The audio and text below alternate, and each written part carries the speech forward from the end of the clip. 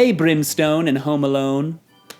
Hello, everybody, and welcome to another episode of Out of Context, the show where we tackle some of the most misused, misinterpreted, and misunderstood verses in all of Scripture. Today, we're talking about money. You know, the root of all evil. Not so much. This is a phrase we hear a lot in modern Christian culture, that money is the root of all evil. And this phrase actually has its roots in Scripture. In 1 Timothy chapter 6, verse 10, it says, "For the love of money is a root of all kinds of evil." Wait a second.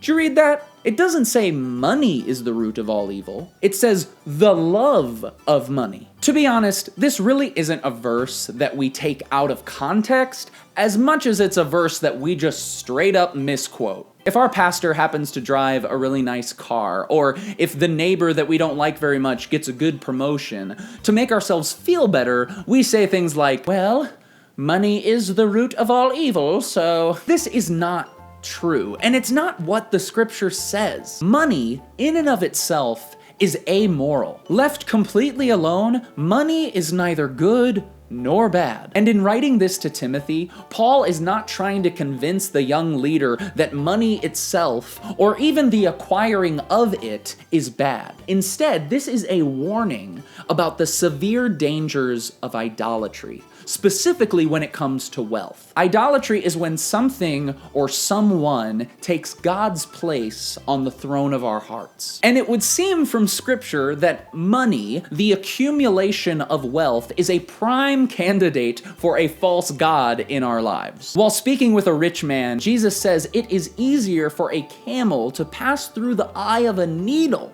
than it is for a rich man to enter the kingdom of heaven. But why?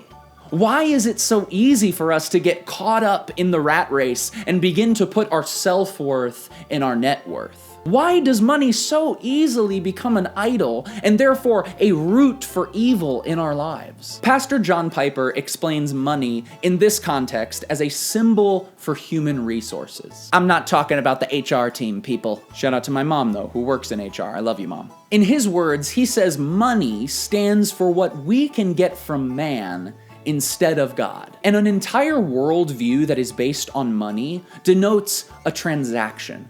You give me X, and I will give you Y. And when money starts to become our God, when riches are the sun that our entire universe revolves around, every relationship, every circumstance, every interaction we find ourselves in will be driven transactionally. What can I get from this person? And this stands in direct opposition to the economy of God. God relates to all of humanity, not through a transaction, but through grace.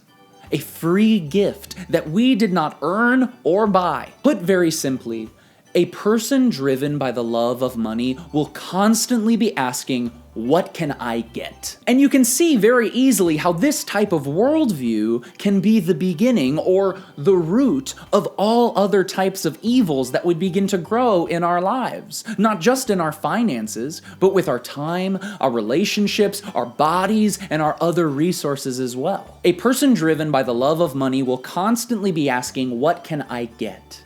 But a person driven by the love of God, operating under grace, will constantly be asking themselves, what can I give? In this same letter, Paul gives us a little taste of some of the evils that he's talking about for the person whose idol is money. He says this type of person will fall into temptations, senseless and harmful desires. They will find ruin and destruction. And he doesn't leave Timothy there. To simply tell him and us to not pursue money first would be an incomplete statement. He says, but as for you, O man of God, flee these things. Pursue righteousness, godliness, faith, love, steadfastness, and gentleness. And so to conclude our show today, I want to be crystal clear about one thing. There is nothing wrong with having a little money if you are a Christian.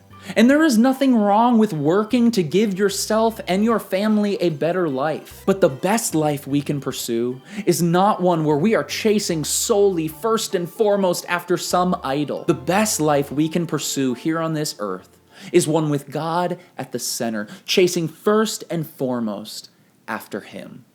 Hey fam, thanks so much for watching this episode of Out of Context. I hope you enjoyed it. I hope it was encouraging for you. That is always my prayer. You know that. You know that. I wanted to tell you tomorrow is my Chicago show. So this is officially the last video you will hear me talking about it.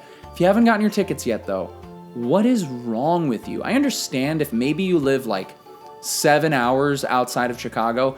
Anything less, I'm not sure why you're not coming. I hope to see you all there tomorrow. I'm really excited for the show. If anything, maybe just send me some tweets tomorrow or hit me up on Instagram, DM me and say, hey John, good luck with your show tonight. I would really love that encouragement. I also want to hear from you down below. What other verses do you feel that people take out of context? I'm really enjoying this show. I think I'm going to make it a staple of this channel. So I want to hear from you in the comments down below after you go and buy your tickets for the show. What other verses do you find that people are just misquoting, misunderstanding? I want to hear from you. Comment that down below.